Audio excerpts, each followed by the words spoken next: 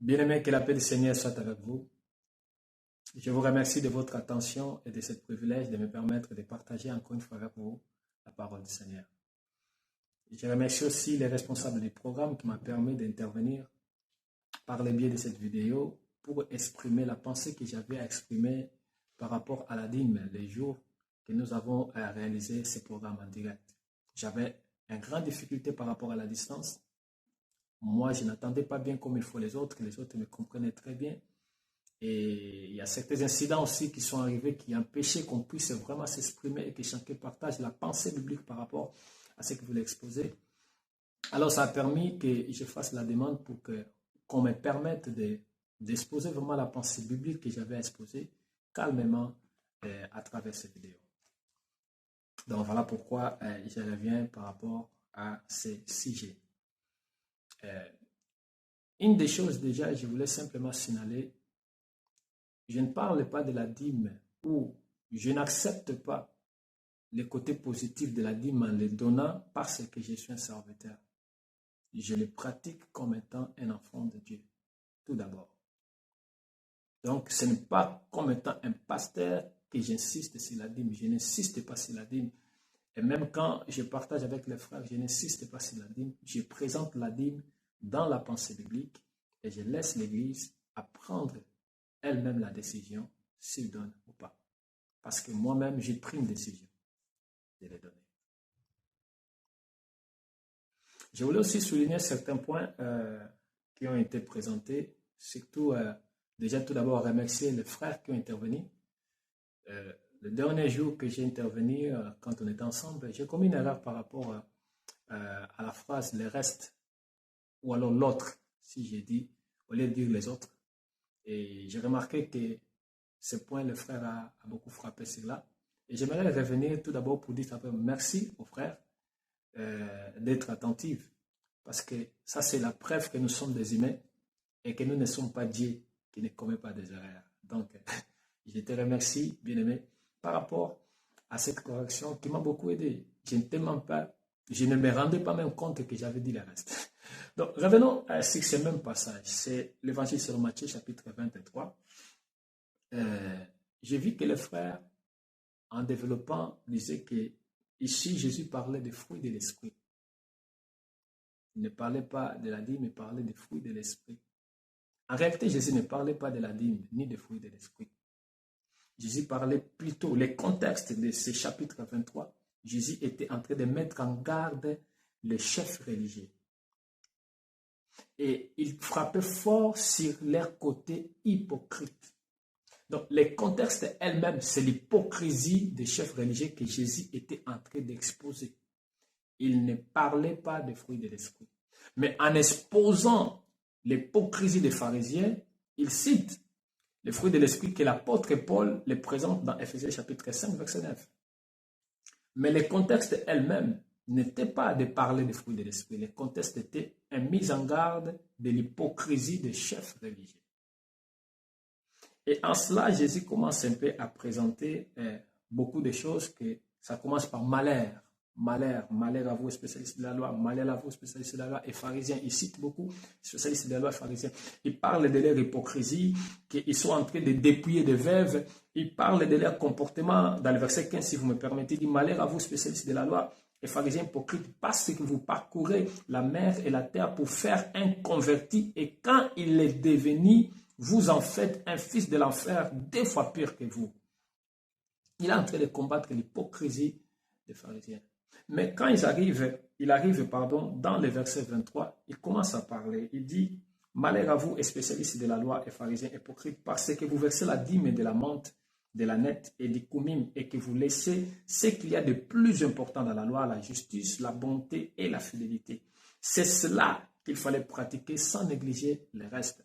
Si vous lisez bien en haut, le reste là-bas, il ne parlait pas des fruits de l'esprit.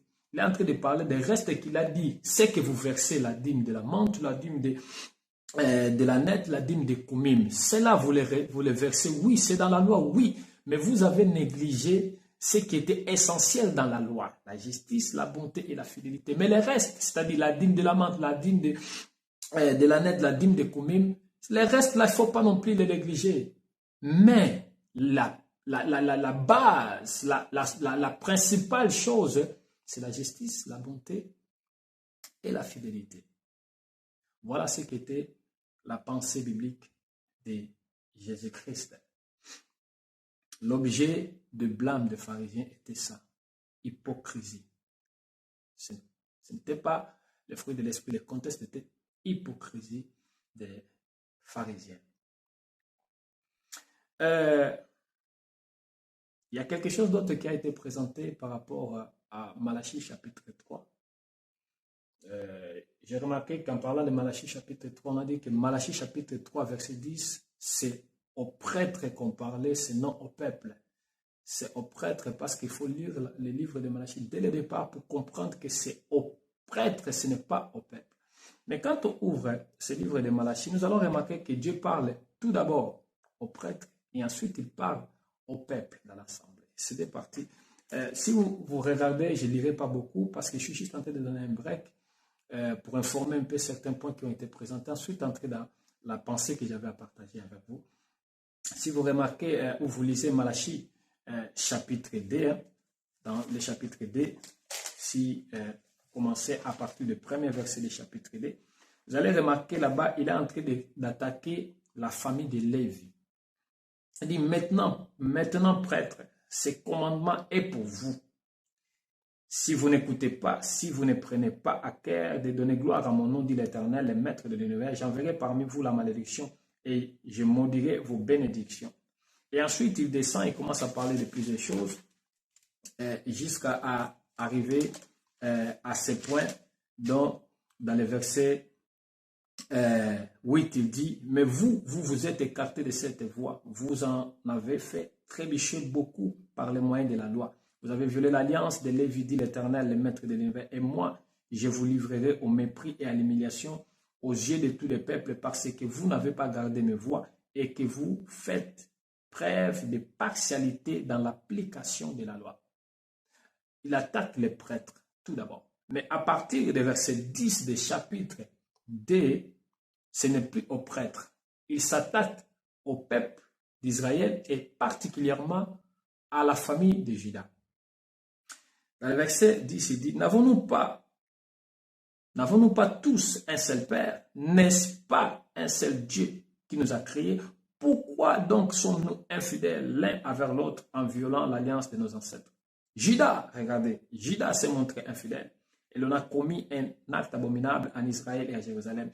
En effet, Juda a profané ce qui est consacré à l'Éternel, ce qu'aime l'Éternel. Il a épousé la fille d'un Dieu étranger. Il dit, si quelqu'un agit de cette manière, l'Éternel supprimera ses tentes de Jacob, celui qui veille, celui qui répond et celui qui présente une offrande à l'Éternel, le maître de l'univers. Regardez verset 13, il dit, voici une deuxième chose que vous faites. Il est en train de parler au peuple. Il dit, vous couvrez l'autel de l'Éternel de larmes, de pleurs et de gémissements, de sorte qu'il ne prête plus attention aux offrandes et qu'il ne peut rien accepter de vos mains. Vous pouvez lire le reste, vous descendrez, vous allez jusqu'au verset 17 et jusqu'au chapitre 3.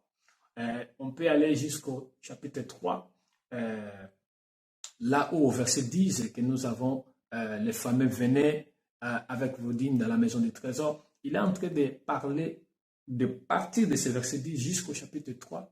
Il s'adresse maintenant à tous les deux groupes. Venez aux prêtres et aux Israélites, le peuple particulièrement celle de Juda.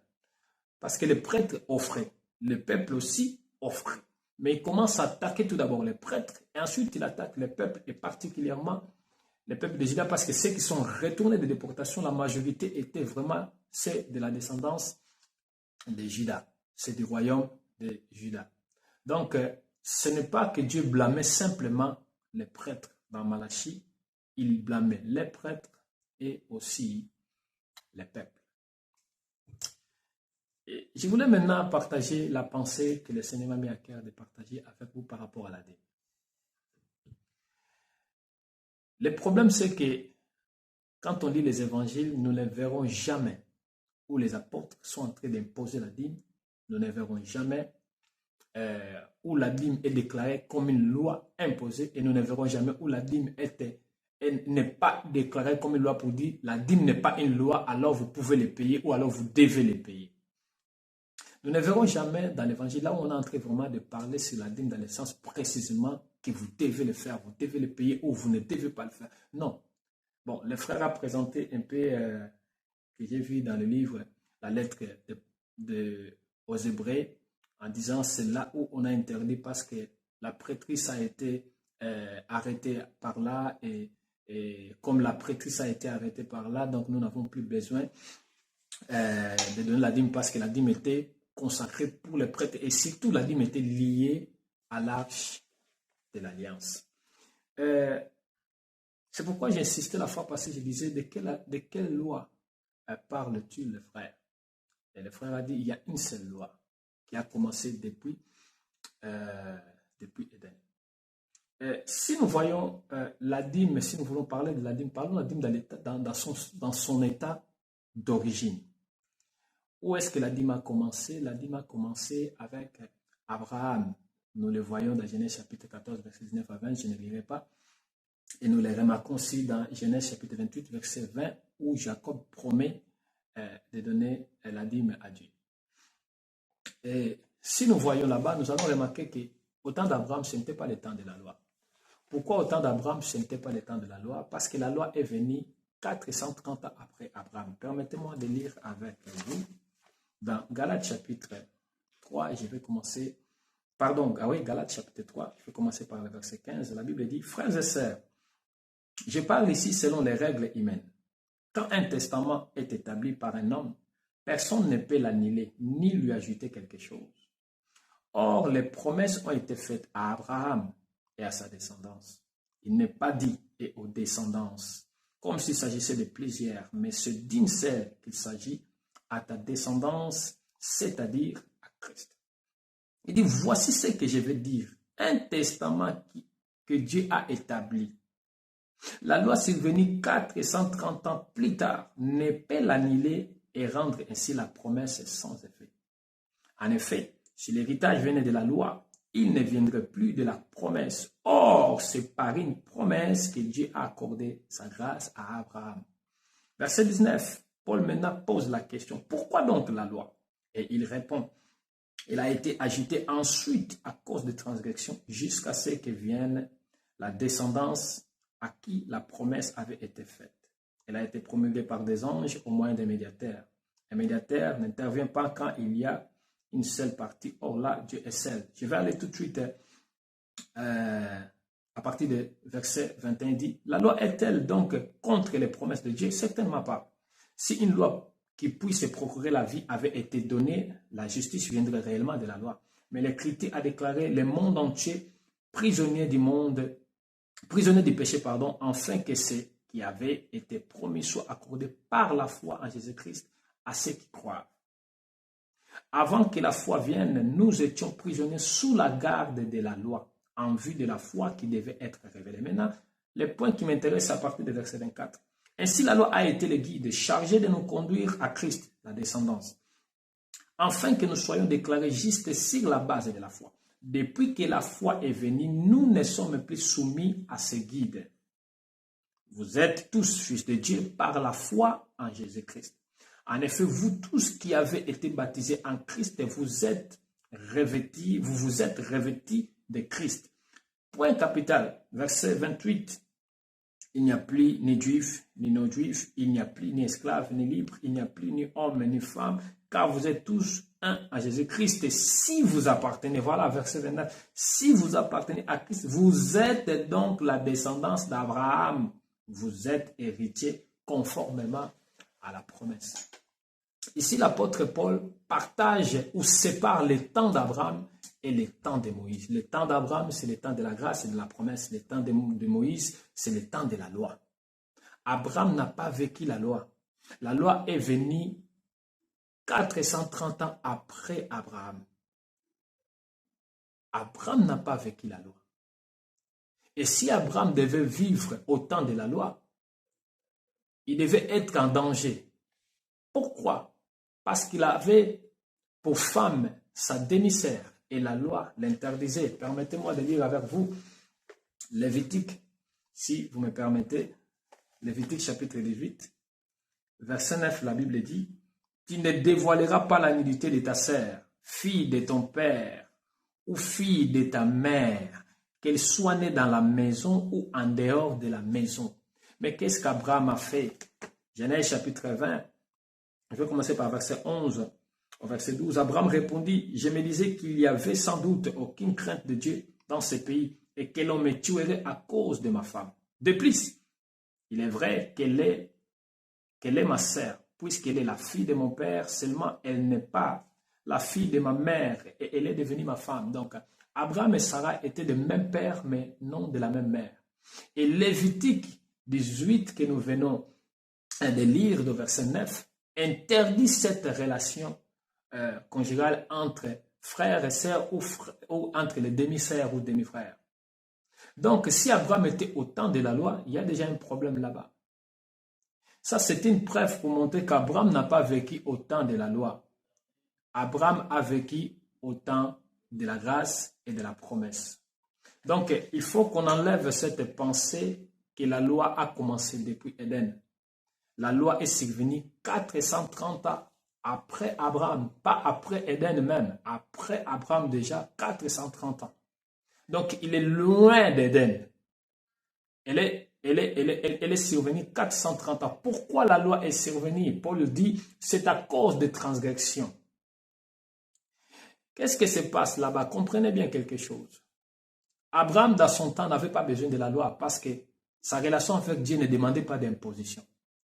La même chose avec Isaac, avec Jacob. La relation avec Dieu ne demandait pas l'imposition ou une loi parce qu'il y avait une relation spontanée. Voilà pourquoi Dieu appelle Abraham son ami. Dans l'amitié, il n'y a pas de loi de dire tu feras ça parce qu'on a ami, tu dois. Non. L'amitié, c'est quelque chose de spontané. On fait par amour, on fait par l'amitié.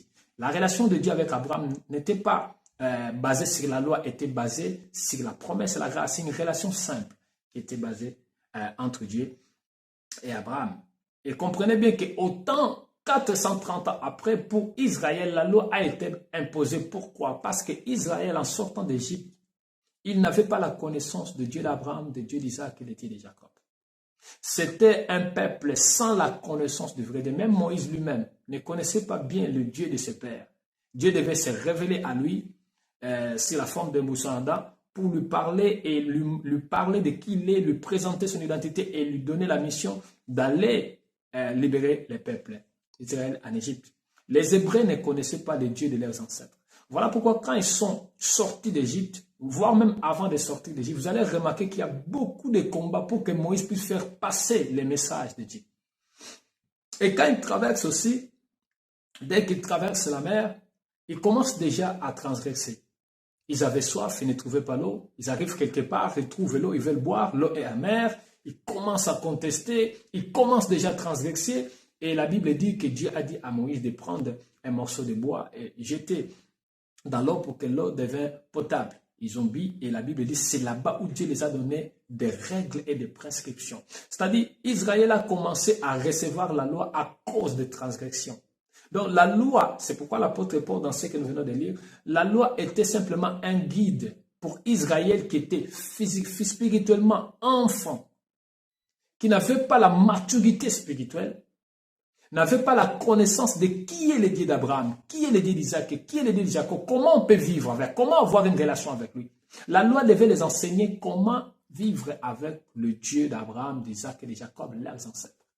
Donc, la loi n'était pas là pour détruire, il était là juste pour être un guide. Guide pour nous amener où? Vers la descendance. C'est lui à qui la promesse a été faite. Vers la descendance. La descendance, c'est qui? C'est-à-dire à Christ. C'est ce que nous venons de lire dans Galates chapitre 3. Alors, quand on arrive à Christ, qu'est-ce que Christ fait? Christ nous amène à la maturité de l'adulte. Si vous voyez Éphésiens chapitre 4, quand il parle du ministère qui choisit l'apôtre, le prophète, il parle d'évangélistes, de bergers et d'enseignants, il dit que ces hommes sont là avec quel objectif? L'objectif, c'est enseigner les peuples. Mais enseigner les peuples pour les amener où? À la maturité de l'adulte. C'est-à-dire l'objectif, c'était de faire grandir c'est dont la loi conduisait comme des petits enfants. En arrivant vers le Christ, la loi dit, ah, le Christ est venu, moi maintenant, je n'ai plus besoin de vous conduire parce que celui qui vous amène à la maturité est arrivé. Et la maturité est faite par les enseignements de ceux dont le Christ a choisi dans le ministère. Quand vous lisez Ephésiens 4, vous allez les remarquer. Si vous voulez, permettez-moi de lire simplement pour que cela nous aide. Ephésiens chapitre 4, je vais commencer par le verset 11. Il a dit, c'est lui qui a donné les uns comme apôtres, les autres comme prophètes, les autres comme évangélistes, les autres comme bergers et enseignants. Il a fait pour former les saints aux tâches du service en vue de l'édification du corps de Christ, jusqu'à ce que nous parvenions tous à l'unité de la foi et de la connaissance du Fils de Dieu, à la maturité de l'adulte. Il finit par quoi? À la mesure de la stature parfaite de Christ. Avec quel objectif? Pour ne pas être ballotté de gauche à droite par de faux enseignements. Donc, le temps de la loi et le temps d'Abraham n'a rien à voir. Et quand Abraham donnait la dîme à Dieu, il ne le donnait pas comme une loi. C'est un acte de reconnaissance. Vous ne verrez jamais, dans le temps d'Abraham, on est en train de dire que la loi a dit tu dois faire ça. Non, il n'y avait pas de loi. Tout ce qu'Abraham faisait était basé sur la relation d'Abraham avec Dieu. Le temps d'Abraham était la grâce et la promesse. Le temps de Moïse, c'était le temps de la loi. Voilà pourquoi, quand on parle de la foi des croyants d'aujourd'hui, ceux qui croient en Christ, comme nous venons de lire, je vais revenir, permettez-moi, pour que je ne parle pas simplement, je vais vous amener à la lecture dans Galates 3, là où nous sommes. Regardez verset 29, il dit, si vous appartenez à Christ, vous êtes donc la descendance d'Abraham. Vous êtes héritier conformément à la promesse. C'est-à-dire, ceux qui appartiennent à Christ sont descendants d'Abraham. Et si nous sommes descendants d'Abraham, nous vivons selon la foi qu'Abraham, les croyants, a vécu. Donc, nous ne vivons pas selon le modèle de la loi, mais selon le modèle de la grâce et la promesse à travers Abraham, par Christ. Verset 6, le même chapitre, il dit, tout comme Abraham eut confiance en Dieu et que cela lui fut compté comme justice, reconnaissez donc que ce sont ceux qui ont la foi qui sont les fils d'Abraham. C'est-à-dire, aujourd'hui, la Bible ne dit pas ceux qui croient à la loi de Moïse sont fils de Dieu. Il dit non, ceux qui croient à Christ sont descendants d'Abraham ou alors sont de la lignée d'Abraham. Il nous lie à Abraham, pas à Moïse. Alors, s'il nous lie à Abraham, non à Moïse, il y a beaucoup de choses que nous devons commencer à comprendre sur la base d'Abraham, non de Moïse. Et quand on lit le Nouveau Testament, surtout les Épîtres, vous allez remarquer, on présente Abraham comme le modèle pour les croyants et non Moïse. Moïse était le modèle pour Israël. Moïse était le guide d'Israël, un seul peuple particulier. Abraham, il est au temps de la promesse. Et la promesse d'Abraham n'était pas pour Israël, la promesse d'Abraham était pour les nations. En toi, toutes les nations seront bénies. Donc, c'est par Abraham que la promesse et la grâce commence à se construire. Elle prend un break au temps de la loi pour préparer un peuple qui devait être un modèle pour transmettre les messages au monde du projet du Messie qui devait venir au sein de ce peuple. Et comme ce peuple ne comprenait pas, on devait mettre un guide temporel jusqu'à ce que celui qui devait venir vint. Et pour amener tout d'abord, c'est dont la loi guidée à la maturité de l'adulte. Et ensuite, c'est pourquoi il dit, allez par tout le monde. Mais vous remarquez que quand Jésus me dit, allez tout d'abord aux enfants perdus, aux brebis perdus d'Israël, c'est-à-dire allez tout d'abord à ceux qui ont été guidés par la loi, pour leur faire comprendre qu'il est temps d'arriver à la maturité de l'adulte. Et qui peut nous conduire à cette maturité? C'est la descendance. Qui? Le Christ.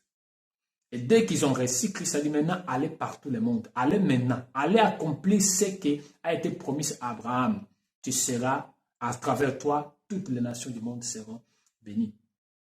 Alors je me pose la question, je dois pratiquer ma foi sur la base de la loi ou sur la base de la promesse et la grâce que Dieu a fait à Abraham? Si le Nouveau Testament nous lie à Abraham, pourquoi nous voulons aller chercher comment vivre la foi sur la base de la loi de Moïse? La loi de Moïse était pour Israël, un seul peuple. La grâce et la promesse étaient pour tout homme, toutes les nations. Donc, donner la dîme, on ne peut pas les plonger dans la loi de Moïse. Parce que la dîme n'a pas commencé dans la loi de Moïse. La dîme a commencé avant la loi de Moïse. Elle n'était pas pratiquée comme un acte imposé, c'est un acte de reconnaissance. C'était déjà quelque chose qui s'est pratiqué à l'époque, comme un acte de reconnaissance, non comme une loi. Et quand Abraham offre à Melchisedec, il l'offre comme un acte de reconnaissance. Et la lettre aux Hébreux insiste même que pendant qu'Abraham donnait la dîme, Lévi était en lui, en Abraham. Donc Lévi n'était pas encore né, c'est-à-dire Lévi donnait la dîme à travers Abraham à Melchisedec. C'est parti, c'était pour montrer la supériorité de la prêtrise de Melchisedec, qui est l'image de Christ lui-même. La dîme n'est pas une question de la loi de Moïse. La dîme est une question de reconnaissance et de savoir que Dieu m'a béni. Voilà pourquoi moi, sur mon tour, je lui donne. Le mot dîme veut dire maaser. Et maaser, qui veut dire dîme, comme je dis, dîme au dixième, elle vient de 10, SR, 10. Mais il y a quelque chose d'intéressant de la racine d'où vient le maaser. Maaser vient de achir. Achir veut dire enrichir et rendre riche. Et cette pensée, c'est la pensée que Dieu avait quand il parlait à travers le prophète Malachi, dans le chapitre 3 que nous avons lu au verset 10, en disant « Apportez toutes les dîmes à la maison du trésor, afin qu'il y ait de la nourriture dans ma maison. Mettez-moi ainsi à l'épreuve, dit l'Éternel, le maître de l'univers, et vous verrez si je n'ouvre pas pour vous les fenêtres du ciel, si je ne déverse pas sur vous la bénédiction en abondance. Si vous apportez la dîme, moi j'ouvrirai les cieux, je vous bénirai. » Achir, s'enrichir en donnant. Je donne, je m'enrichis. Alors, le problème qui nous tue, c'est que nous n'avons pas compris malheureusement la pensée de la dîme.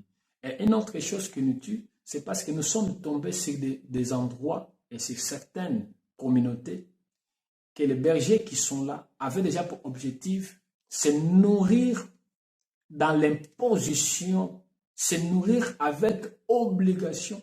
Et il y a même certains qui disent, vous êtes mon champ à moi, je dois me nourrir. Nous avons mal compris juste le message.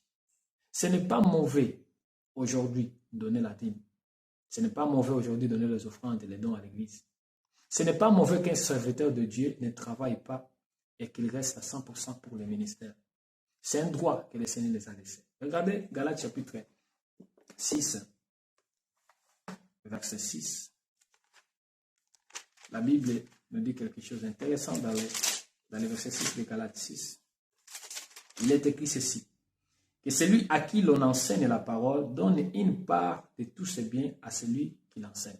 L'apôtre Paul est en train d'utiliser la pensée que la loi utilisait. Le peuple devait partager une part de leurs biens avec les prêtres qui étaient pas simplement ceux qui étaient intermédiaires entre eux et Dieu à travers les sacrifices, mais aussi c'est eux qui enseignaient le peuple la loi de l'Éternel.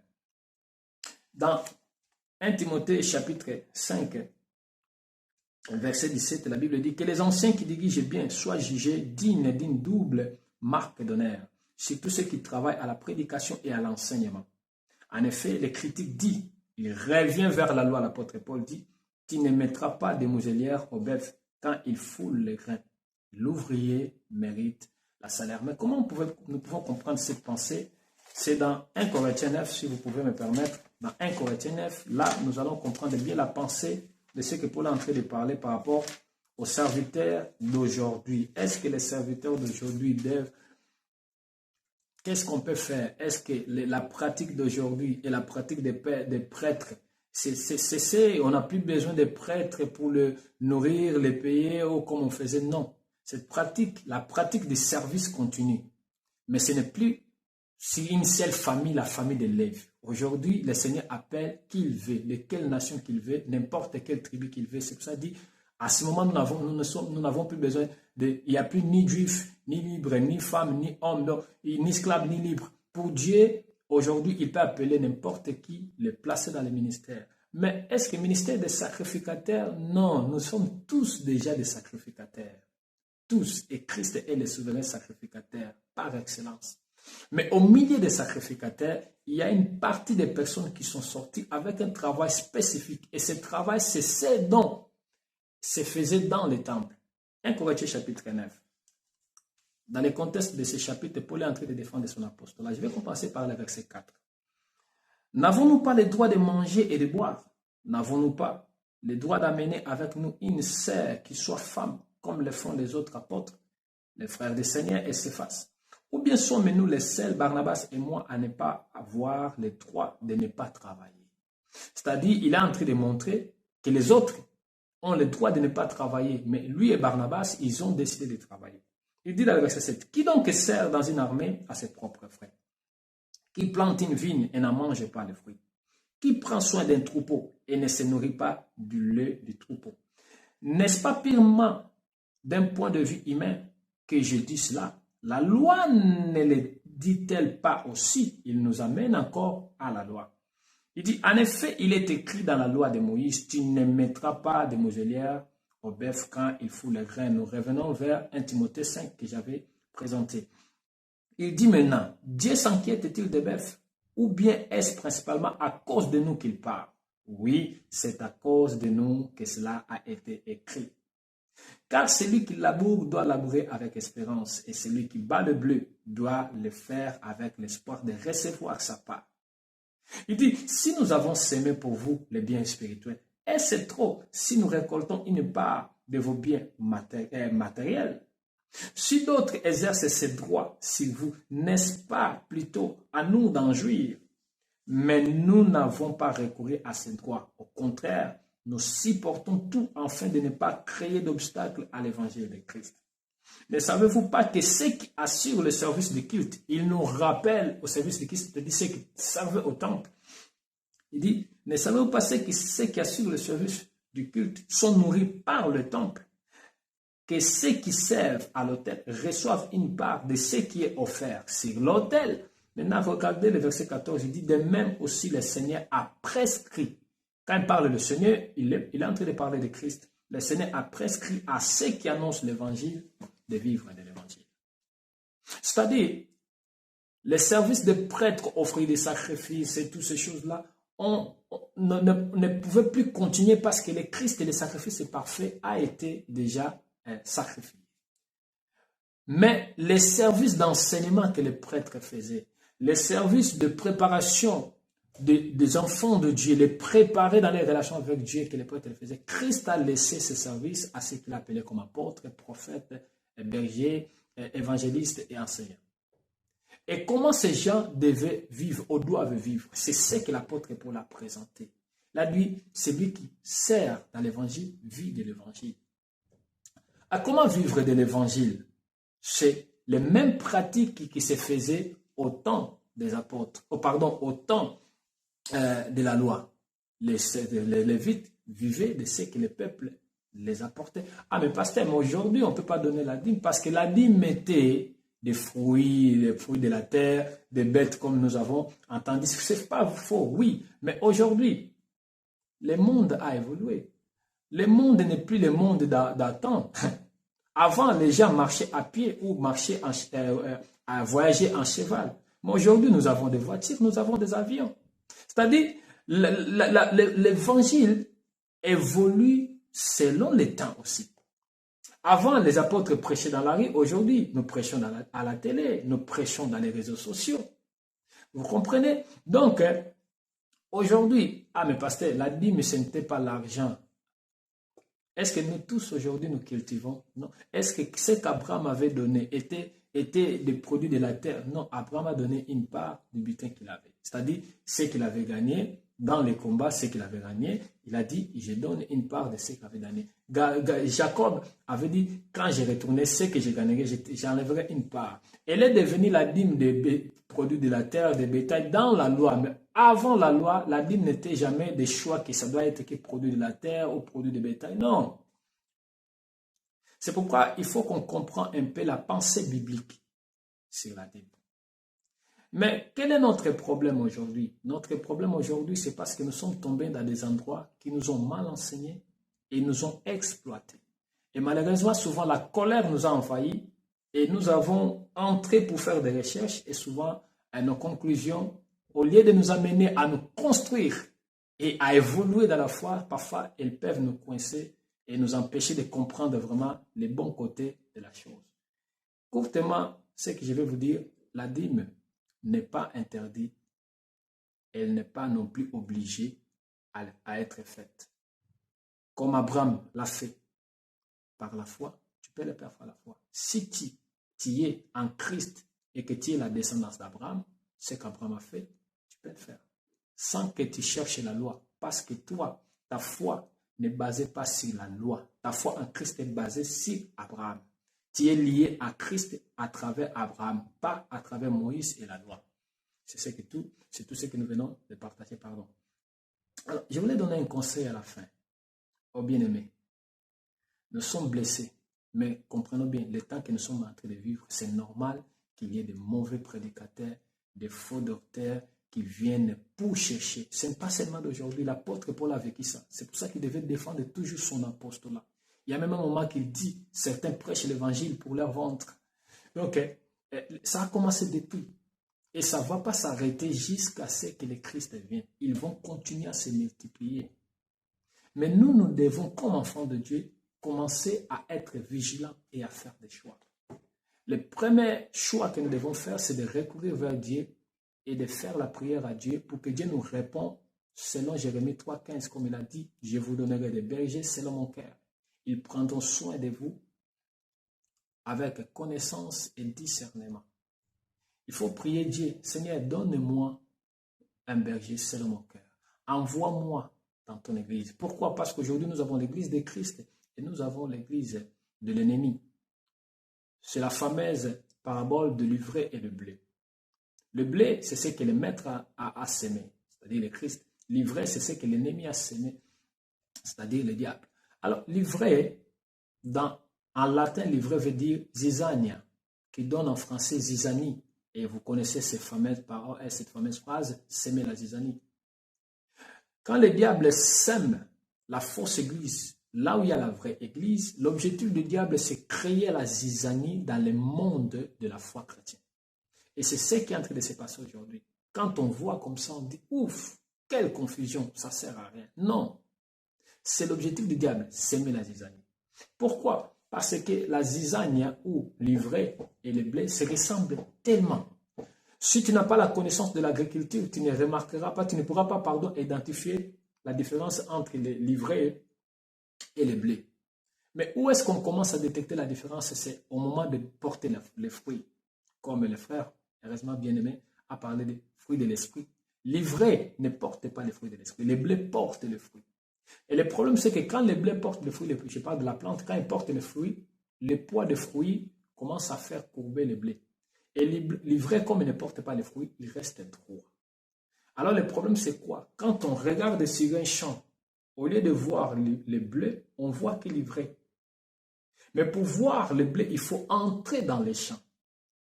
Et en entrant dans les champs, on peut les remarquer par les fruits. C'est pour ça que Jésus, il parle, il dit, vous les reconnaissez par la fruit.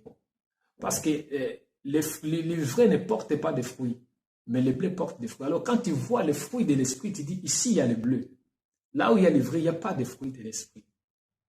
Alors nous devons prier le Seigneur, le Dieu qui donne le discernement, pour nous aider à discerner où se trouve le blé, c'est-à-dire son église, et pour que nous puissions aller et vivre la foi comme il faut.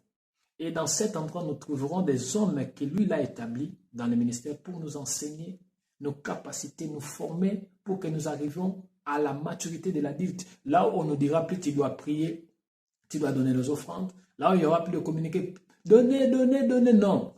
La maturité de l'esprit, la maturité de l'adulte va t'aider toi-même à faire parce que tu es grand dans les domaines spirituels.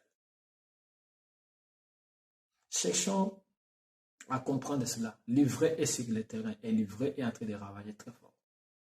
Il ne sème pas simplement la confusion, mais il a une autre chose. Ces plantes ivraies dégagent comme un fumet qui enivre d'autres plantes, par exemple les blés. Alors, ce que nous devons faire attention, c'est que ces gens-là, ils ont des fumées toxiques. C'est leurs enseignements, comme l'apôtre Paul dit, ils ont des doctrines et des démons. Leurs enseignements nous font dormir spirituellement. C'est pour ça que l'apôtre Paul dit, réveille-toi, toi qui dors, et Christ t'éclairera. Il faut que nous recourons dans la Bible, lire la Bible, apprendre les Écritures. Cela va nous permettre d'arriver à la maturité d'adulte et de savoir faire les choix sans qu'on nous impose. Pour terminer, je voulais simplement vous remercier de votre attention et de vous dire, je ne ferai plus une autre vidéo pour vous parler ou vous expliquer sur la dîme, parce qu'il est temps maintenant que chacun de nous fasse des choix. Si tu veux donner la dîme comme acte de reconnaissance, si tu es dans la lignée d'Abraham en Christ, oui. Si tu veux aussi dire, ah, moi je ne le donne pas parce que moi je mets la dîme qui est dans la loi et je reste sur la loi, tu es aussi libre de ne pas les donner. Alors, à toi de prendre la décision. Que Dieu vous garde et à la prochaine.